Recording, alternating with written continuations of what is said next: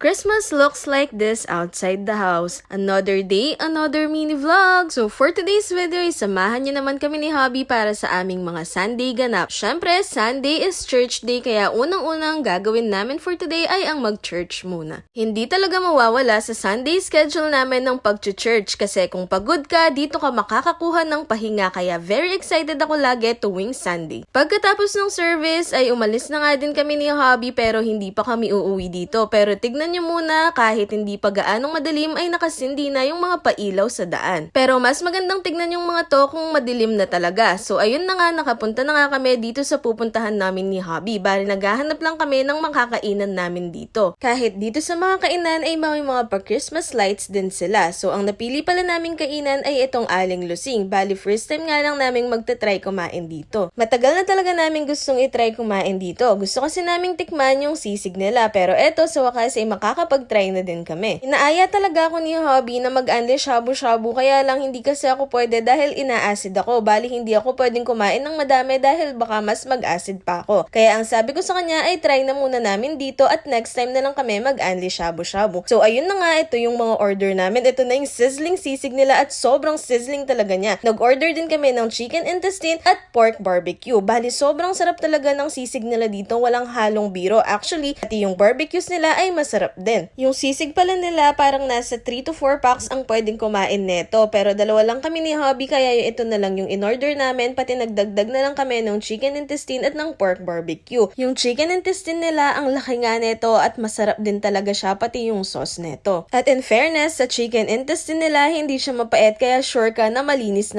talaga ito. Napapareminis tuloy ako sa faithfulness ni Lord sa buhay namin ni Hubby. Kung alam nyo lang, noon ay nako kung kakain kami dito ay kailangan pa naming pag-ipunan ng matagal. After nga namin kumain ni Hubby ay pumunta na kami dito para magtambay at mag-walking lang. Tapos sobrang ganda ng mga pailaw dito at nakikita nyo ba sumisilip-silip pa yung moon sa taas. Actually yung mga pailaw na makikita nyo dito sa video ay iilan lang sa mga pailaw na na-videohan ko kasi sa daan talaga may kanya-kanyang mga Christmas lights, meron pang mga Christmas trees sa labas, may mga parol, meron pang mga bilen kaya ang ganda talaga ngayon sa labas lalo na tuwing gabi. So ayun na nga, nag-walking na kami ni Hubby and nakita ko nga yung moon, ang ganda talaga niya ngayong gabi. Dahil sa mga pailaw na to ay nakaka-romantic tuloy maglakad-lakad and ang dami ding mga nagja-jogging dito at marami din talagang nagfa-family day dito. May mga nagpe-picnic, may mga nagsasamje pa nga at meron pang may dalang mga videoke. Tapos tignan ninyo to, napakatangkad na Christmas tree at sobrang ganda din ng pailaw. Meron na ding palang parol dito. Last time kasi na nagpunta kami ay Christmas tree pa lang yung meron. Sobrang ganda talaga dito sa Pilipinas kapag Pasko dahil nga yung mga daan may mga pailaw kaya ramdam na ramdam mo talaga yung Christmas spirit. Ilang araw na nga lang at Pasko na at sobrang excited kami ni Hubby kasi ito yung first Christmas namin together as mag-asawa na. Ito din yung first Christmas namin na magkasama kaming dalawa sa sarili naming bahay. At ngayon nga ang darating na Pasko, tandaan natin na ang Pasko ay hindi lang tungkol sa mga pailaw, hindi lang tungkol sa pagbibigay ng regalo, hindi lang tungkol sa Noche Buena. Ang Pasko ay pagdiriwang natin para sa kapanganakan ng ating tagapagligtas.